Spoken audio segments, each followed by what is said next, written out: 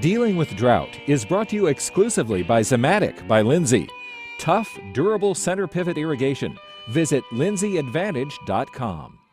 The drought of 2012 led national news headlines and haunted farmers across the U.S. In our continuing Dealing with Drought series, national reporter Tyne Morgan gives us a glimpse into the weighing effects on livestock production. Good morning, Clinton. Yesterday, we painted the picture of the toll last year's drought had on row crops. While it hurt, safety nets like crop insurance helped ease the pain. For livestock producers, however, crop insurance doesn't exist. And with no type of disaster assistance, the hurt is still there today. The drought proved too much for countless acres of row crops to handle last year. As farmers were forced to watch their dying crops starve from no moisture, livestock producers saw the writing on the wall. The margins right now are negative. They've been negative all summer. Losses, up to $200 and $300 a head. 2012, combined with the drought in 2011 that gripped much of the plains, created losses so steep. And liquidation became some producers' only option. As pastures become more in worse conditions, forage becomes a little bit tighter, producers are basically forced into the decision of culling heavier than they normally would. According to USDA's January cattle inventory report, the nation's calf crop has now dwindled to the smallest level since 1949. Cow-calf operation is the engine behind the beef industry, and if you are not producing the calves, you're not going to have your engine of your industry revved up and going.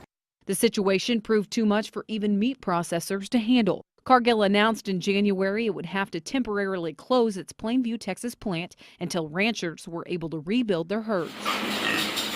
The pasture wasn't any greener for hog producers like Todd Wiley. Last October, he'd crunched the numbers to prepare for the tough road ahead. When I take all the numbers and put them together, we're losing right at $57 per pig today. Just like the cattle industry, producers were forced to make a difficult decision. For many operations, they're pulling back into what you'd call survival mode, where they may be using, cutting back on their sow numbers and holding things back as much as they can, because they know for every hog that they're producing, they're going to be losing a tremendous amount of money.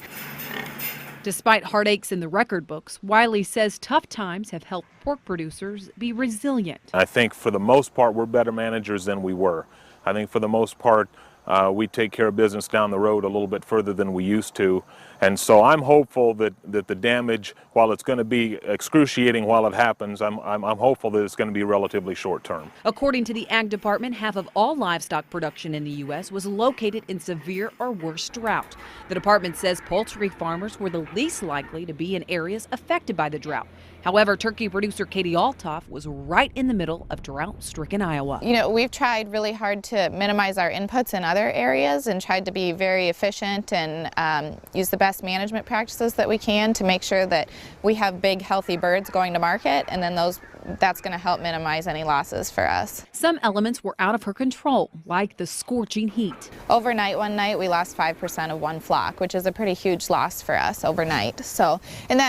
It's because it didn't cool down overnight and the heat was just really hard on them. Overall, the livestock outlook continues to be dampened by high feed costs and lower production. The latest NASA report shows total cow-calf numbers are down nearly 2%. States like Texas, Oklahoma, and Missouri continue to see depleting herd sizes. Ellis says it could be 2016 at the earliest before normal enters back into beef supply conversations. If we were to have good years from here on forward, I would not expect us to have an increased calf crop, meaning an increased number of cows giving birth, until 2015. So Clinton Shaner says it could be 2016 or even 2017 before we see the slaughter numbers and then meat supplies, beef back up, no pun intended. What about liquidations of cattle? Are we going to see that continue this year? Well, there's still mixed reviews on that, but we'll actually touch on that tomorrow in our third and final series on Dealing with Drought. All right, sounds good.